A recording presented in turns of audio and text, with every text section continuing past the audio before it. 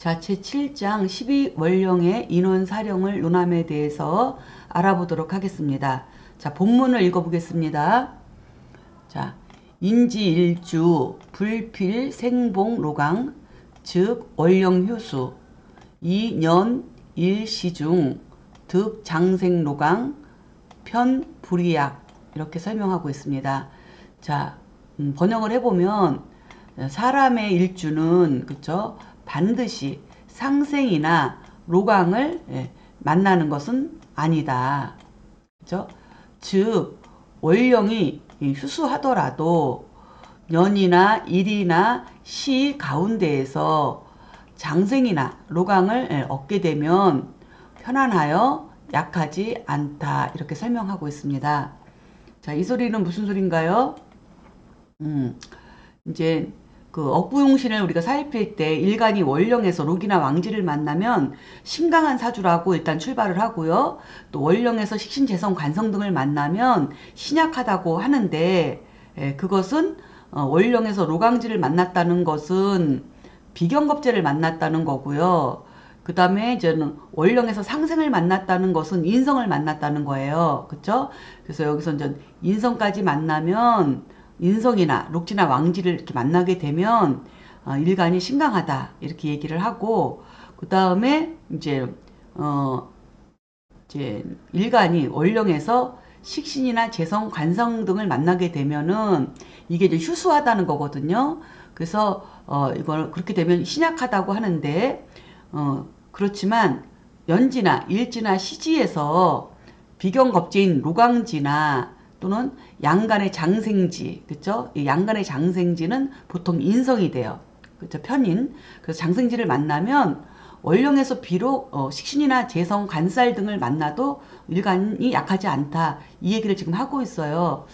그럼 여기서 이제 우리가 살펴볼 게 뭐냐면 휴수하다는 이런 용어가 여기 이제 나오죠. 그래서 이 휴수하다는 용어 이 부분에 대해서 한번 잠시 이제 살펴보고 가야 되겠다 싶습니다.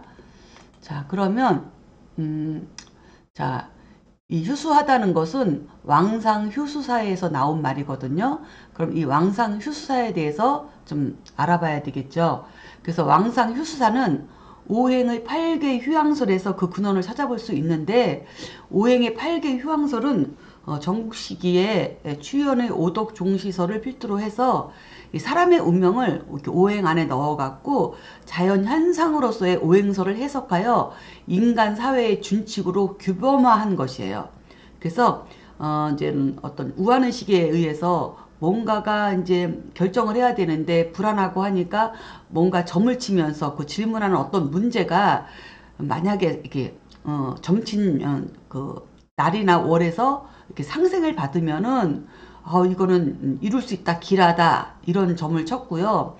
월이나 일에서 이제는 내가 궁금해한 그러한 질문의 문제에 그 오행에 상극을 받게 되면 그런 규정에 속하게 되면 이건 곧 흉하다, 불길하다, 이루어지지 않는다 이렇게 이제 점을 쳤었거든요. 그러니까 이제 명리학이 이제 정식으로 정통적 명리학이 나오기 전의 얘기죠, 이거는. 그래서 보통 저는 주나라 시기 이어져서 물론 저는 한때도 그렇고 현대까지도 주역 육교점은 지금도 계속 치니까 언제 시대 끊어졌다 얘기는 할 수 없죠. 지금도 주역이나 육효점 같은 것은 특히 육효점은 이것으로 점을 치기 때문에 여기에서 이제 근원을 하게 된 거예요. 그래서 근데 이것은 그 오행의 휴왕에 관하여 그 회남자 지형훈에는 다음과 같이 말을 하고 있어요. 무슨 얘기를 하고 있냐면 자, 목은 토를 극하고 토는 수를 극하고 수는 화를 극하고 화는 금을 상극하며 금은 목을 상극한다. 자, 이것은 추연의 상극설에서 찾아볼 수 있는 문제이고요. 근데 여기서부터 이제 다른 이론이 나와요. 뭐가 나오냐면 자, 목이 장성하면 수는 늙어가고 그리고 수는 늙어가면은 화는 생겨나고 금은 갇히고 토는 죽는다. 이거예요. 자, 그럼 이게 무슨 소린가요? 자, 목이 장성하면 그랬어요. 자, 목이 예, 장성하다는 건 점점 커지면 수는 늙어간다 그랬어요. 그쵸? 왜? 수는 겨울이고, 그쵸? 그 다음에 목은 봄이죠. 당연히 봄이 깊어질수록 수는 물러나는 기운으로, 그쵸? 없어지죠. 이것을 계절로 보면 이게 수가 늙어가고 봄은 점점 봄 기운으로 완연하게 봄 기운으로 퍼져나간다는 의미로 살펴볼 수 있어요. 계절로는. 오행으로 살펴본다는 것은 봄이라고 하는 것은 목의 계절이니까 목이 장성한다. 그러니까 목이 점점 커지면은 수는 수생목을 계속하면서 수는 점점 수축된다는 거죠. 물이 점점 말라간다는 거예요. 그러니까 수는 그래서 늙어간다 이렇게 이야기를 하고 있는 거죠. 그 다음에 목이 점점 이렇게 장성해지면은 그 다음에 뭐가 올까요? 겨울에서 봄에서 여름으로 가죠. 여름. 그렇죠? 자, 여름으로 간다는 얘기예요. 그래서 목 다음에는 목이 점점 커질수록 점점 여름으로 가까워져 간다는 거죠. 여름으로 가까워져 간다. 그러니까 목이 장성하면 수는 늙어가지만 화는 점점 생겨난다. 화는 점점 생겨난다. 그쵸? 그리고 또 목의 계절이니까 봄에 목의 계절이니까 또 금은 어떻게 되느냐? 금은 지금 목의 계절에 금이 극을 하려고 하는데 지금은 목의 계절이니까 목이 굉장히 강한 힘을 갖고 있으니 금이 힘을 쓰지 못해요. 그쵸? 그래서 금은 그냥 감옥에 갇혀 있는 것처럼 아무것도 작동할 수 없다. 목에 전체 온 세상이 다 목 기운인데 이 금은 작동할 수가 없으니 이 금은 갇힌다는 거예요. 그래서 갇힌다. 그런 의미예요. 그러니까 한마디로 뭐예요? 목의 왕국에 금은 반역자와 같은 거예요. 그러니까는 목 입장에서는 금이 반역자니까 목이 위험하니까 감옥에 가둬놓는 것과 같다. 이렇게 이해를 한번 해보시면 좋을 것 같아요. 그래서 갇힌다. 금은 힘을 못 써서. 그리고 또 목이 점점 커지면서 또 뭐예요? 커지니까 힘이 점점 장성해지니까 토는 어떻게 해요? 토는 목국토를 당하니 토는 결국은 죽는다. 이 소리거든요. 이게 이제 왕상 효수사예요. 그러니까 다시 설명하면 목이 왕한 거예요. 목이 왕하게 되면 이 수는 뭐예요? 휴한 거예요. 물러나는 기운이에요. 그쵸? 그 다음에 화는 뭐 한 거예요? 점점 상하는 기운이죠. 점점 커지는 기운이고요. 그쵸? 그 다음에 금은 갇히는 기운이고요. 토는 죽는 기운이라는 거예요. 이렇게 죽는 기운이라는 거예요. 이게 바로 왕, 상, 휴, 수, 사 이거예요.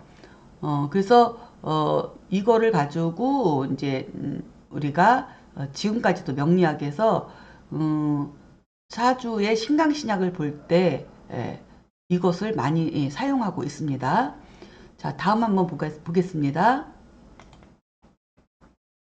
그 다음에 저는 화가 장성하게 되겠죠. 그죠? 화가 장성해집니다. 자, 화가 장성해지면 어떻게 되나요? 목은 늙어가죠. 자, 목은 늙어갑니다. 그쵸? 화가 점점 커지는 거예요. 그쵸? 이렇게 초여름에서 이제 아주 여름이 뜨거운 여름까지 계속 점점 퍼지면서 커지니까 봄의 목은 물러나야죠. 여름이니까. 그러면서 목생화로 오행으로는 다 설계돼서 기운이 빠지니 얘는 쉬러 가야 되는 거죠. 그래서 뒤로 물러나는 기운이고, 그쵸? 그 다음에 화는 장성한 거니까 얘가 이제 왕한 거죠. 얘가 이제 왕한 기운이 되는 거예요. 그쵸? 그러면 토는 어떻게 돼요? 죽었던 토는 다시 화생토를 이렇게 받게 되니까 얘가 어떻게 되는 거예요? 상이 되는 거죠. 그쵸? 서로 이렇게 상생을 받아서 얘는 토는 생겨나는 거예요. 화생토에 의해서 생겨나는 거예요. 이걸 상이라고 해요. 그렇죠? 그리고 화의 왕국이에요. 지금 여름이에요. 근데 이 수라고 하는 것은 겨울이잖아요. 벌써 봄도 봄 전에 겨울이기 때문에 서로 상반된 기운에 있어서 지금은 온 세상이 다 화의 그런 기운을 갖고 있기 때문에 이 수는 힘을 못 써요. 그렇지만은 수국화를 하려고 하는 본능적인 이런 게 있기 때문에 화 입장에서는 얘는 배신자죠. 그래서 배신자가는 옛날 같으면은 그걸 뭐라고 하죠? 반역자, 그죠? 반역자와 같은 거예요. 그러니까 화가 수를 가둬놓는 거예요. 그래서 이렇게 가둘 수자, 갇히는 거예요. 수는 갇히게 되고 그 다음에 금은 어떻게 되나요? 예, 금은 이 왕성 화 기운에 의해서 얘는 화급금으로 물이 되든지 그쵸? 재련이 되든지 하겠죠. 어쨌든 그래서 얘는 화급금에 의해서 금은 죽는다. 사한다. 그래서 수는 갇히고 금은 죽는다. 이렇게 된 거예요. 여기 끝이 끊어진 거죠. 다른 것도 이와 마찬가지예요.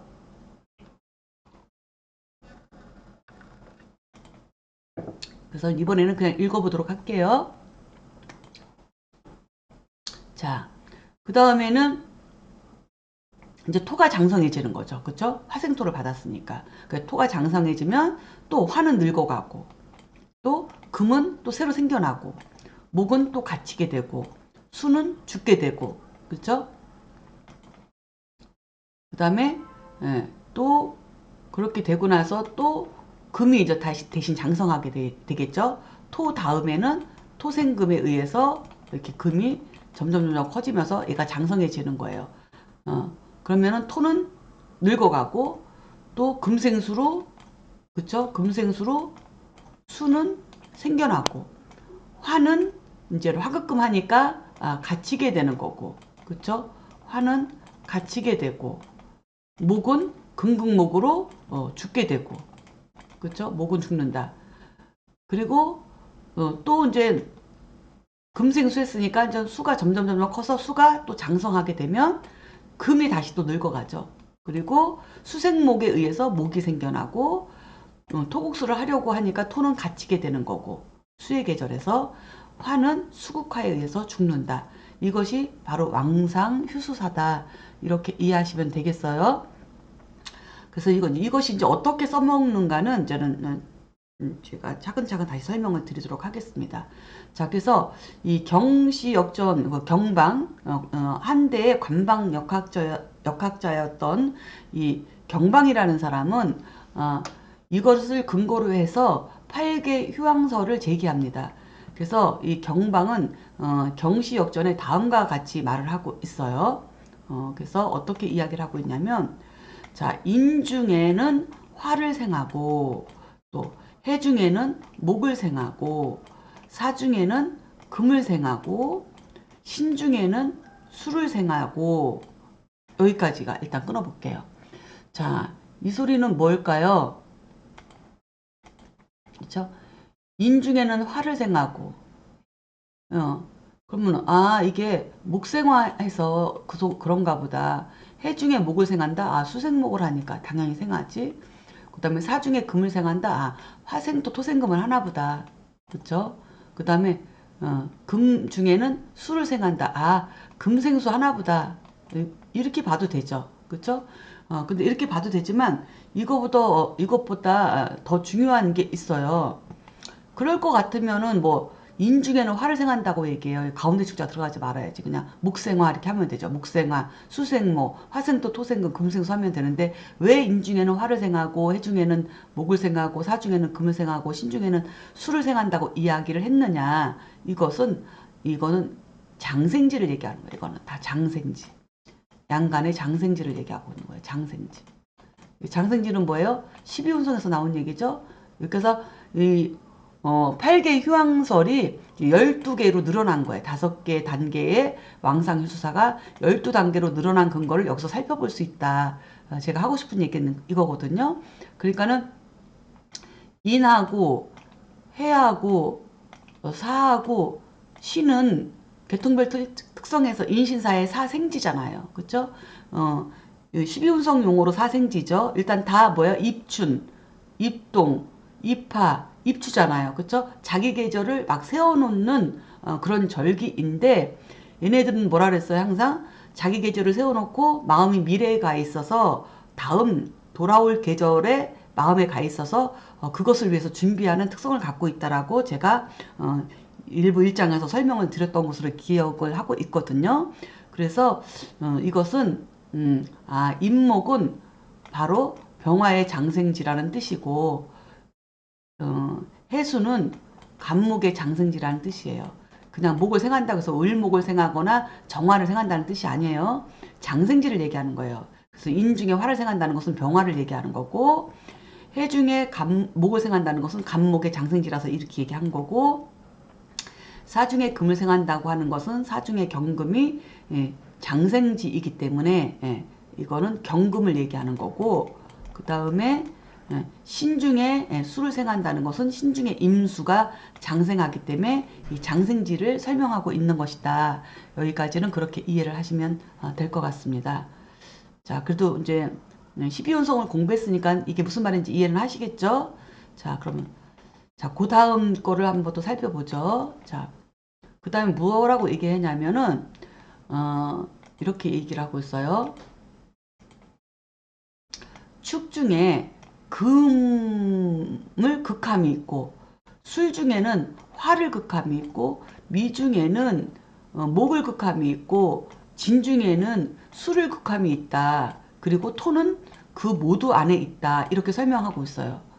이건 무슨 얘기일까요? 이거는 예, 그쵸? 어떻게 축이 금을 극해요? 그쵸? 토생금 하는 거지. 그 다음에 술 중에 화를 극한다면 화생토를 받고 있지. 이게 상생관계지. 극하는 관계는 아니잖아요. 근데 미 중에는 목을 극함이 있다. 이거는 뭐 목극토 가능해요. 그쵸? 진 중에 술을 극함이 있다. 이것도 토국수 가능해요.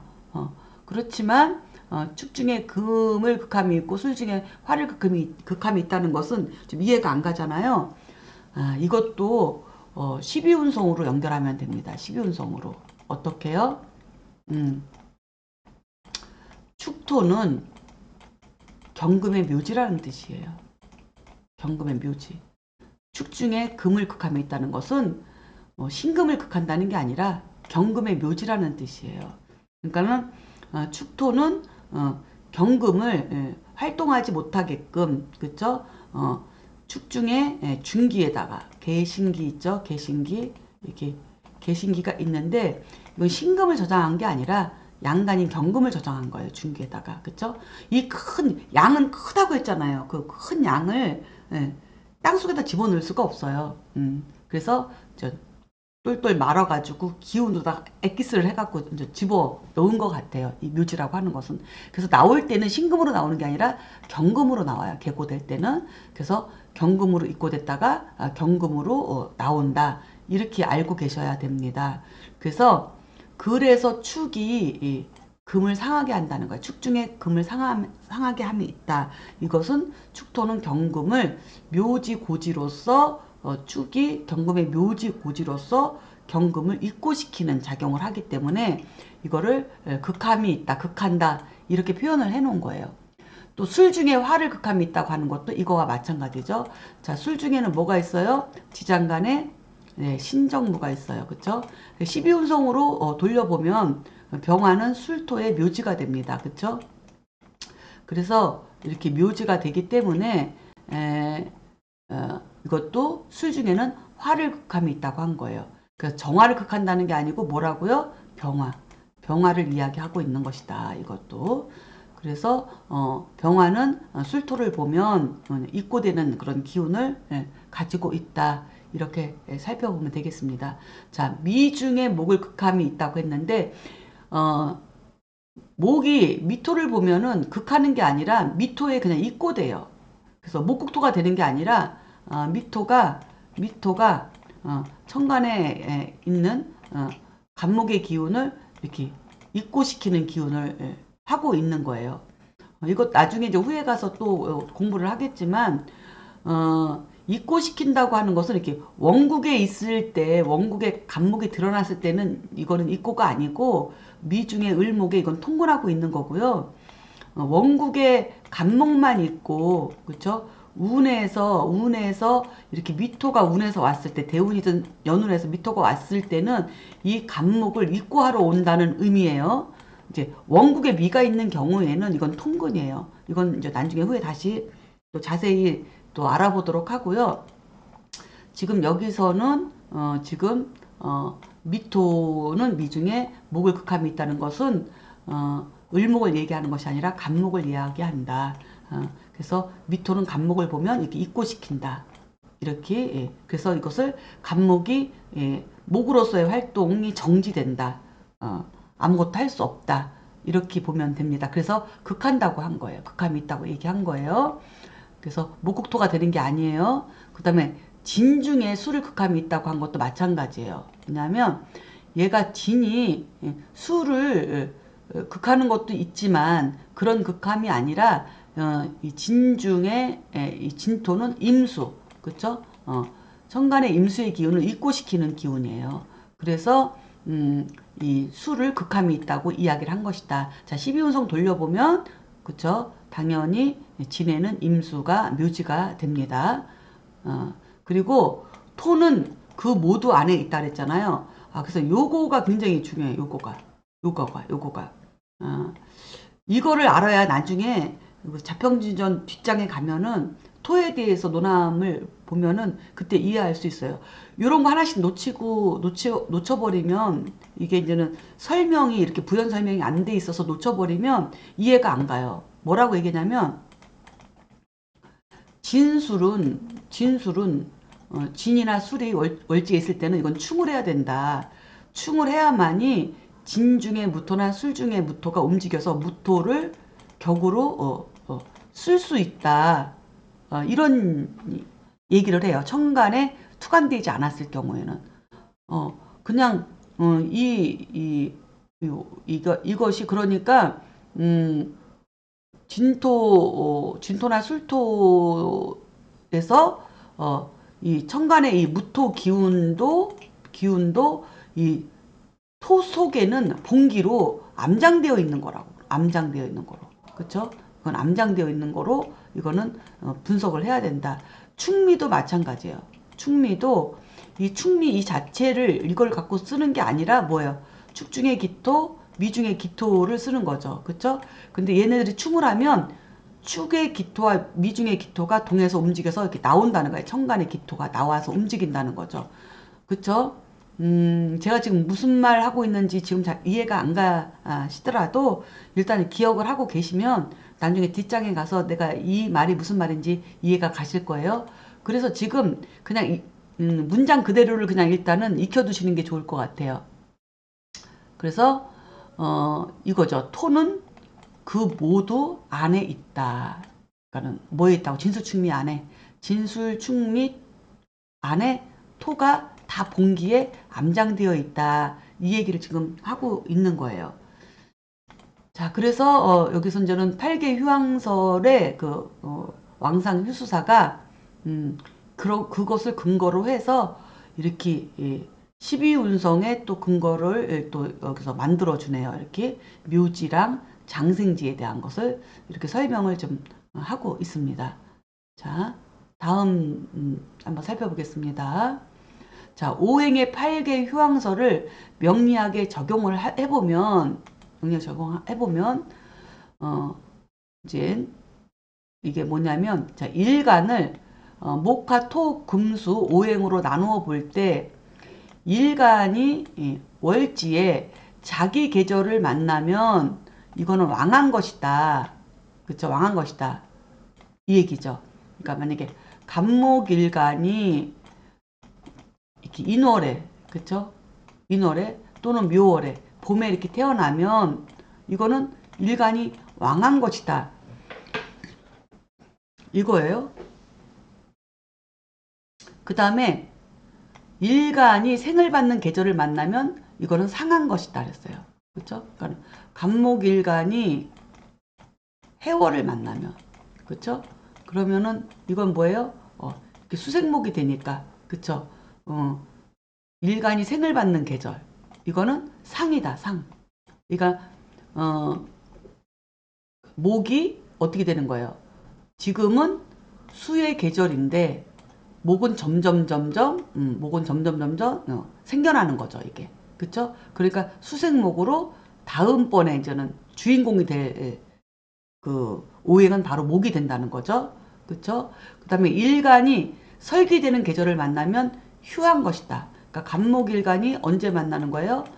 4월을 만나면 이렇게 목생화로 이렇게 설기되니까 목은 점점 늙어가고, 그쵸? 화는 이제 다시 생겨나는 기운으로 가서 이제 시간이 흐르면 이제 화가 다시 주인공이 되는 거죠. 그쵸? 그래서 일간이 설기되게 만나면 휴한 것이고, 그 다음에 일간이 상극하는 계절을 만나면, 그랬어요. 자, 일간이 상극하는 계절이 뭐야? 자, 간목일간이 토를 만나요. 토의 계절. 그쵸? 토의 계절을 만나면, 지금은 토가 뭐예요? 이게 토가 왕이에요. 토의 계절이. 그럼 이 목은, 뭐 한 거예요, 지금? 역적이잖아요. 역적. 그쵸? 토 입장에선 얘가 역적이니까 얘를 어떻게 해야 돼요? 얘를 가둬야죠. 이렇게 가두는 거죠. 그래서 이때는 수가 되는 거죠. 그래서 일간이 상극하는 계절을 만나면 갇히는 것이다. 수한 것이다. 그러니까 일간이 결국 뭐예요? 재성원령을 만난 거죠. 재성원령을 만난 거고, 휴한 것은 식상원령을 만난 거고. 그쵸? 이렇게 되는 거예요. 자, 그 다음에 일간이 극을 받는 계절을 만나면 죽는 것이다. 그러니까 간목일간이 극을 받는다. 그러면 이제 신월에 태어나면 신월. 금의 계절에 태어나면 금극목으로 이거 일간은 죽은 것이다. 이거 힘을 하나도 쓸 수 없다. 그래서 극신약하다. 이렇게 얘기를 할 수 있죠. 신약에도 그냥 신약이 있고, 그냥, 그다음에 아주 극신약이 있고, 그렇습니다. 그쵸? 요렇게 정리를 해볼 수가 있고요.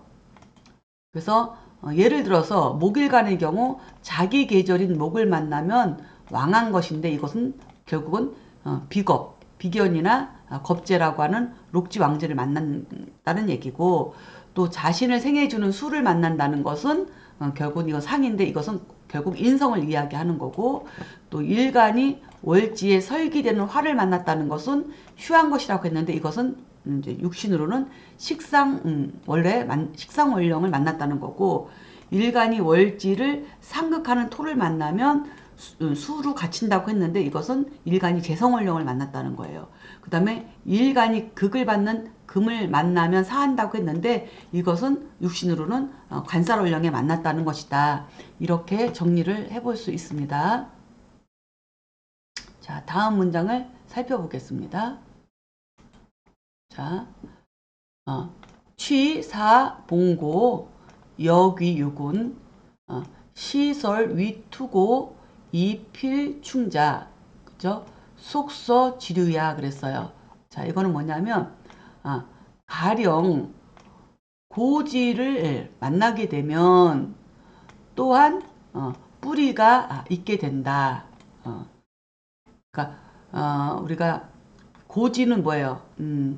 고지, 묘지, 그쵸? 그러니까 예를 들어서 간목이 미토를 만나면 이런 거와 같은 거죠, 그쵸? 그러면은 을목에 이렇게 뿌리를 만나게 된다 이거예요, 그쵸?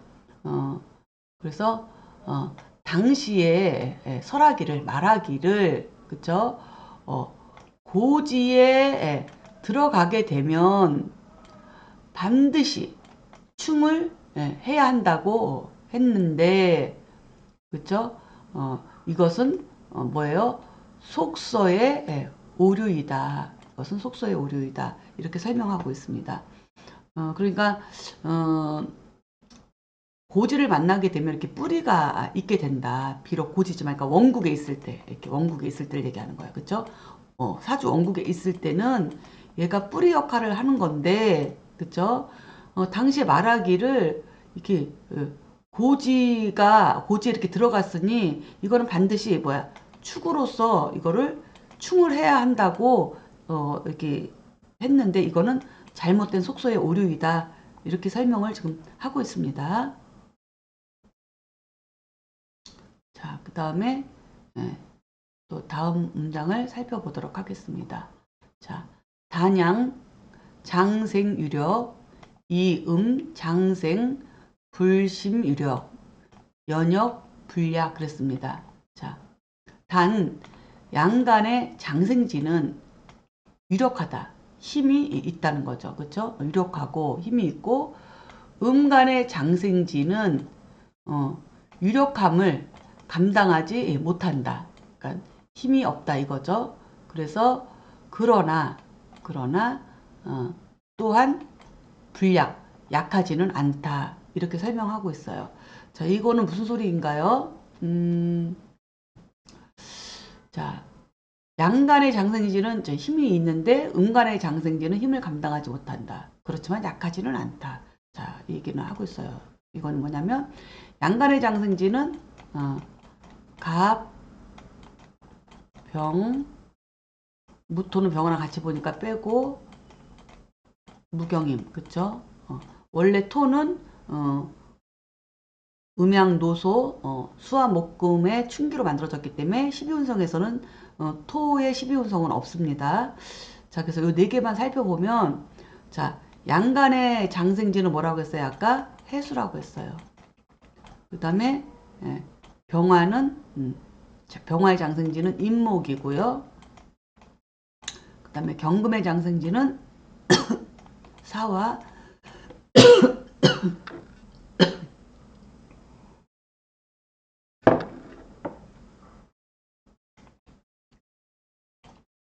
또 임수의 장생지는 신금이었어요. 근데 얘네들은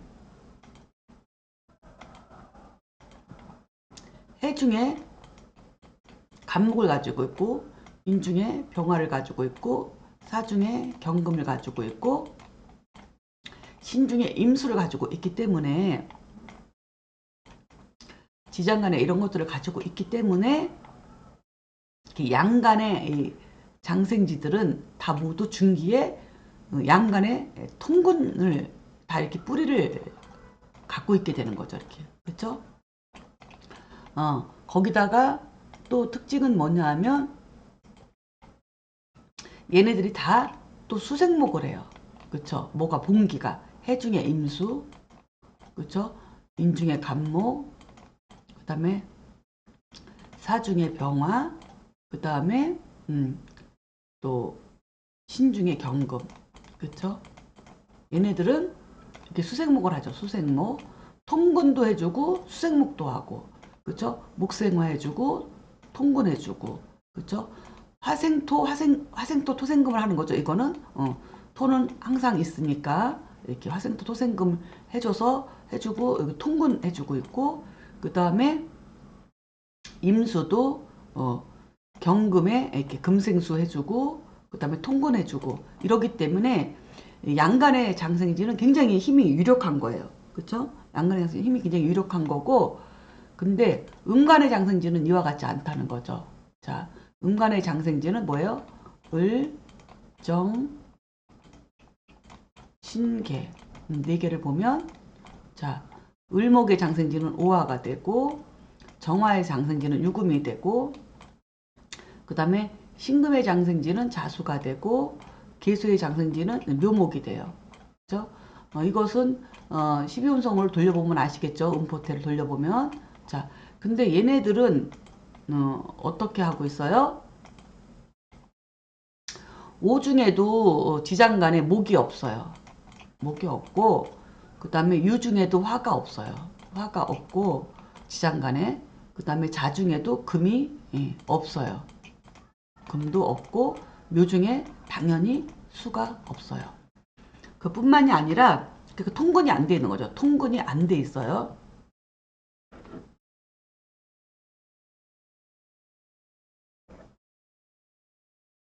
그뿐만이 아니라 양간의 장생지는 이 봉기에서 다들 이렇게 생을 해줬는데 얘네들은 거꾸로 청간이 지장간으로 이렇게 정화한테 설계되고 그쵸? 신금을 화급금해야 되고 힘이 빠지죠. 그 다음에 자중의 개수한테 금생수 해야 되고, 그 다음에 묘중의 을목에게 수생목 해야 되고, 그래서 통근도 안 돼 있는 데다가 다 뭐야? 얘네들은 다 이렇게 설기되는, 그쵸? 이렇게 설기되는 음반도 설기가 돼요. 이 정도로 힘이 무력한데도 불구하고 약하지 않다고 설명을 하고 있어요. 그럼에도 불약, 약하지 않다. 자, 그 이유는 뭐가 될까요? 음, 그 이유는 뭐 간단하죠. 예를 들면 그냥 쉽게 설명하면 어, 을목은 어, 그러니까 을목은 5월 양력 6월이면 어때요? 오히려 진짜 질적인 을목 형체로 나와갖고 이렇게 다 퍼져서 굉장히 울창하게, 그쵸? 아주 싱싱하고 울창하게 퍼져 있는 상태니까 장생한다고 할 수 있는 거죠. 기가 아니고 질이니까. 그 다음에 정화는 이제는 그것도 이제 불도 있고 빛도 있지만은 이제는 유시가 되면 밤하늘에 별빛도 이제 살아나게 되고, 또 거리에 가로등 불빛도 이제 켜지게 되고, 바다의 등대불빛도 켜지기 시작하는 그런 시간이기 때문에 정화가 장생한다고 할 수 있고요. 또 뭐가 있나요? 신금은 자월 임수에 어떻게 되나요? 신금은 겨울이니까 얼음과 같아요. 그쵸? 완성품인데 얼음이나 눈은 녹아버리면 물이 돼버리잖아요. 그러면 형체를 잃어버리잖아요. 그래서 형체를 더 견고하게 하려면 자중의 임수 대설이 가장 견고한 그러한 자연 현상으로 봐서는 그렇기 때문에 신금은 자에 당연히 장생하는 거고요. 그 다음에 개수는 자 묘월이 되면 그쵸, 경치 춘분 이때가 되면 많은 물이 필요해요. 그래서 이때는 그 봄비가 많이 내려야 되는 그런 계절이고, 그러한 기후를 갖고 있기 때문에 개수는 묘월에 장생한다고 할 수 있습니다. 그래서 양간의 장생지는 기적인 걸로 보는 거라고 하면, 음간의 장생지는 실질적인 힘으로다가 드러난 형질로 보는 거이기 때문에 약하지 않다, 이렇게 설명할 수 있습니다. 자, 다음 보겠습니다.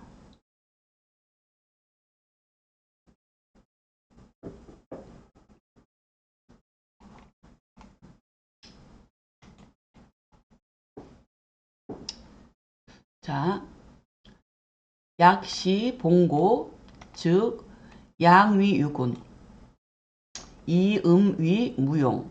여기서 끊을게요.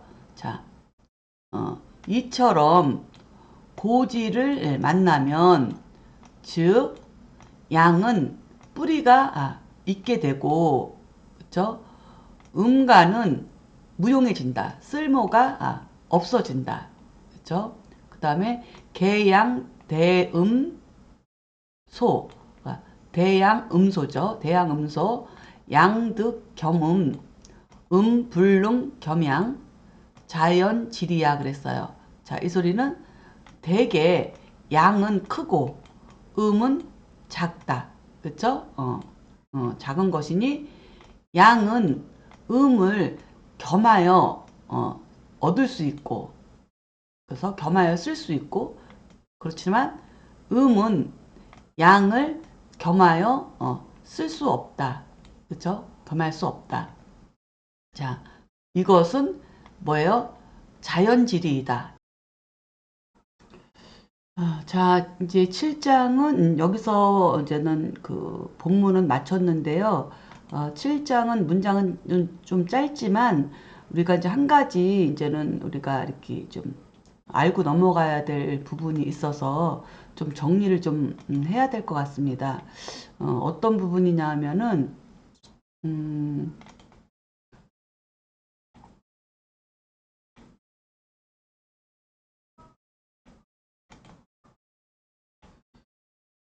그러니까 토에 대한 문제인데요.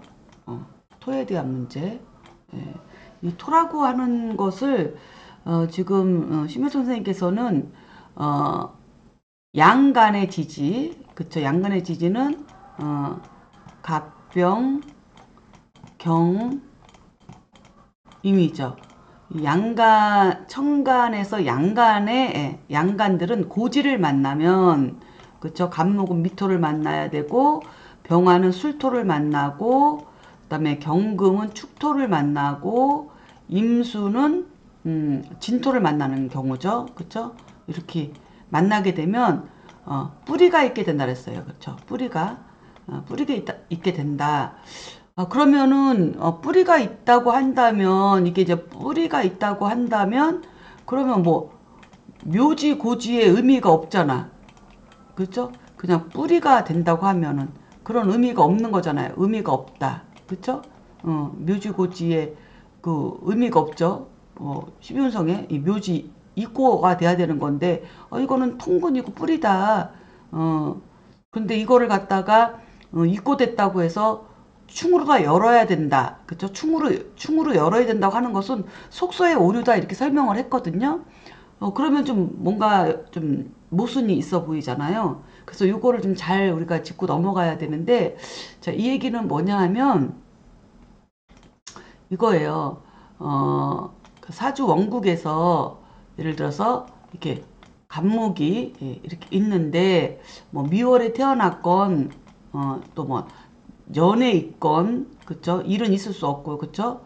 시에 있건, 어쨌든 이 미토가 있다는 것은, 얘가 분명히 묘지인 거는 맞지만 이렇게 원국에서 이렇게 토에서 이렇게 투관돼서 나온 거잖아요. 갑목이. 그죠? 투관돼서 나오고 이 갑목은 또 지장간에 이게 을목이라고 하는 목에 그 뿌리를 이렇게 두고 있는 거이기 때문에 이렇게 원국에 있을 때는 이것을 이름은 묘지이지만 그렇다고 해서 이 갑목을 여기다 지금 입고시켰다고 보는 것은 잘못된 것이다. 있겠다고 그런 건 잘못된 거고 이것은 그냥 하나의 뭐가 있는 거다. 이건 하나의 뿌리가 있는 거다. 뿌리로 봐야 된다. 그 얘기예요. 이거는 뿌리를 봐야 된다. 그렇지만 얘가 이제 묘지고 고지이고 그렇잖아요. 그렇죠. 근데 이제는 원국에 이거 다른 케이스죠. 자, 원국에 갑목이 이렇게 있어. 갑목이 있어. 그렇죠? 갑목이 있는데 뭐 인월에 태어났다고 쳐. 인월에. 그렇죠? 자기 계절에 태어났어요. 그럼 일간이 강하잖아요. 그런데 이게 원국에 미가 있는 게 아니고 운에서 왔다. 운에서. 이렇게 미토가 왔다. 운에서. 이럴 때는 이 미토가 오는 것은 운에서 오는 것은 왕이에요. 왕. 일단. 그쵸? 이게 왕성한 왕자가 아니라 임금왕자. 왕이라고 왕. 일단은 왕이기 때문에 이 미토가 왔다는 것은 뭐냐면 묘지, 갑목을 잡으러 온 거예요. 갑목을 입고시키러 온 거예요. 이때는 입고예요. 이거는 입고예요. 그쵸? 원국에 있을 때는 이거는 통근으로 쓰는 거예요. 그쵸? 이렇게 통근으로 쓰는 거지만, 미토가 원국에 있지 않고, 운에서 올 때, 운에서 올 때는 갑목이 미에 통근하고 있는 게 아닌 경우에는 오히려 월지 미토까지도 인미 기문원진과 동시에 월지에 있는 인목, 천간에 있는 간목까지 다 묶어서 한꺼번에 집어넣을 수도 있어요. 이 미토가 묘지로다가 싹 흡수해버릴 수가 있거든요. 그래서 목기운을 입고시키는 거예요. 운에서 올 때는 대운이든 세운이든. 그래서 세운이 제일 강하고요.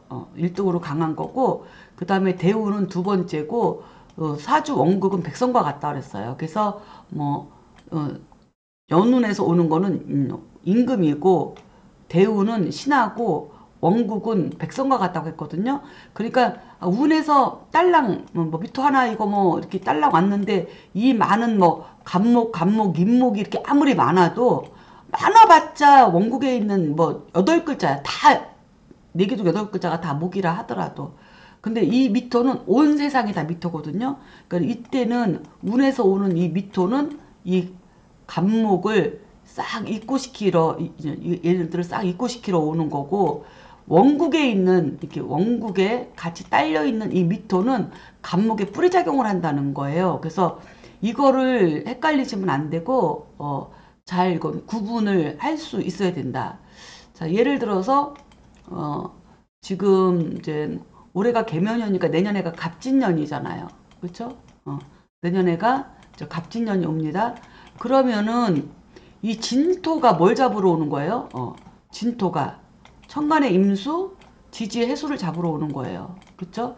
만약에 이 임수가 임진일주로 해갖고 임진일주라고 해서 이렇게 원국에 있는 경우에는 이 임수가 묘고지를 만나서 통근하고 있는 걸로 그냥 하나의 작은 세력에 통근하고 있는 걸로 이거는 분석을 해야 되지만 만약에 그냥 임수가 있고 뭐 해수가 있든 없든 그냥 해수까지 있다고 칩시다. 또 자 해수가 있든 임수가 해월에 태어났다 하더라도 통분 개념으로 있지 않는 진토가 이렇게 내년에 이렇게 운에서 오게 되면 이거는 임수도 들어가고 진의 원진으로 해수도 다 들어가는 거예요. 이거에 다 잡혀 들어가는 거예요.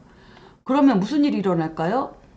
일간과 월령이 다 이렇게 들어가면 내가 있고 되고 그 다음에 뭐예요? 부모 자리가 있고 되고 그 다음에 사회궁이 있고 되고 그쵸? 이런 것들이 다 묘지로 들어가서 활동이 둔화되거든요. 그런 현상이 일어날 수 있고 뭐 부모 자리가 뭐 이렇게 입고되는 경우 같은 경우에는 뭐 나이가 많이 드셨거나 오랜 병을 앓고 계셨던 분들은 뭐 조심해야 될 상을 당할 수도 있지 않을까라는 염려도 해볼 수 있는 부분이 바로 이런 묘지죠. 그러면 내년에 우리가 12운성을 배우는데 그냥 뭐 일간의 신강신약이나 천간의 왕세강약만 보려고 배우는 게 아니고 이것을 우리가 어떻게 현실적으로 이걸 활용할 것인가, 그쵸? 활용을 해야 되잖아요. 그러면 내년에는 이제 진토가 오니까 진토가 오게 되면 무슨 일이 일어날까요?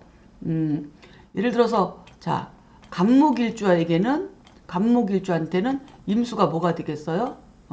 간목일주한테는 임수가 이거는 편인이 되죠.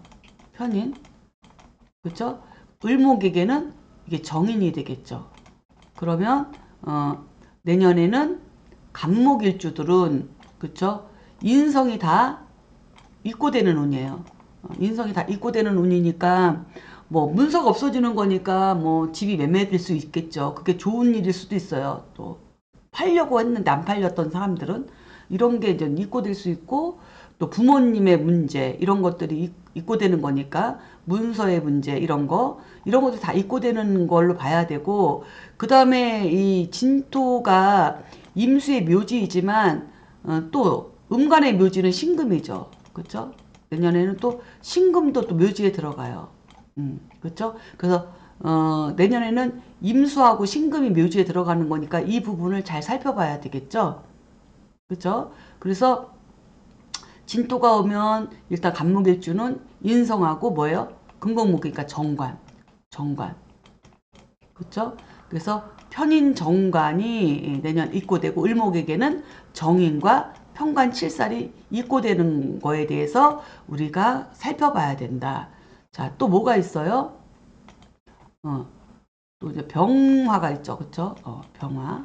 그쵸? 그냥 양간만 일단은 그냥 간단하게 해볼게요. 응용을 해보세요. 자, 병화한테는 임수가 7살이고, 뭐 어쨌든 정화까지 하면, 정화에게는 정관이 되죠. 그러면은 관살이 내년에 입고되는 거예요. 화일간들은 관살이 입고돼요. 그 다음에 또 뭐예요? 신금이 입고되니까 재성이 입고돼요. 그러면은 내년에는 화일주들은 관살과 재성이 입고되는 거니까 글쎄요. 좋은 일이 있을까요? 나쁜 일이 있을까요? 각자 좀 판단해 보시고요. 그 다음에 또 뭐가 있어요? 경금, 신금. 그쵸? 경금, 신금에게는 뭐가 되나요? 임수가 식상이 되죠. 그쵸? 식상이 있고 되죠. 식상이 있고 되면 여자한테는 자식 문제, 본인에게는 건강 문제, 또는 뭐 제조 생산하는 분들한테는 뭐 기계가 잘 안 돌아갈 수 있는 문제, 이런 문제들이 내년에 일단 생기겠죠. 그쵸? 진년에. 그 다음에 이제는 또 좋든 나쁘든 신금이라고 하는 것은 또 경금한테는 겁재가 되고 신금한테는 비견이 되니까 비견겁재도 또 있고 되겠네요. 근데 비견겁재를 잘 쓰는 사람들한테는 굉장히 큰 타격이 있겠죠. 그래서 비견겁재가 금생수해서 식상생재로 가는 사람들에게는 내년에 큰 타격이 있을 것이다. 내년에는 공장이 잘 안 돌아갈 수 있겠다. 작게 하는 그런 제조 사업 하는 사람들한테는 내년에는 힘들겠다. 어떤 경우 경신금 일주들에게 지금 해당되는 거예요. 그 다음에 이제 임계수 일주는 어떻게 되나요? 임계수 일주는 비견겁재가 있고 되는 거죠. 내년에 진년에 비견겁재가 있고 되고 이제 신금이 있고 되는 거니까 편인과 정인이 있고 된다고 저는 볼 수가 있습니다. 내년 진년에 그렇죠. 그래서 이렇게 이제 12운성을 이렇게 살펴보는 건데 특히 묘지는 이렇게 진술축미년에는 특히 뭐가 입고되고 뭐가 개고되는지 그게 굉장히 중요해요. 지금까지는 입고에 관계된 것만 얘기했지만은 진이 와서 그쵸? 술토를 충을 하죠. 그쵸? 진술충을 하면은 뭐가 열리는 건가요? 이게 이제 자물통이 되고 얘가 열쇠가 되거든요. 진이. 그 열쇠가 와서 자물통을 열은 거예요. 그럼 술 중에 뭐가 나와요? 병화가 나와요. 그쵸? 내년에 병화가 개고되는 거. 이 병화가 누구에게는 비겁이 될 것이고 누구에게는 재성이 되고 누구에게는 관살이 될 것이고 여러 가지 있겠죠. 인성이 될 수도 있고 이런 부분들을 같이 연구하면서 살펴봐야 된다. 이렇게 정리를 한번 해볼 수가 있습니다. 그래서 12운성은 이거 말고도 뭐 장생지운은 어떻게 또 통변을 할 것이고 이것까지 다 이제 알아봐야 되겠죠. 그래서 진술충미토는 일단은 입고되는 거하고 개고되는 거, 그쵸? 이거를 잘 알고 써야 되겠다. 이렇게 추가적으로 설명을 드렸습니다. 자, 그러면 7장은 여기서 마치도록 하겠습니다.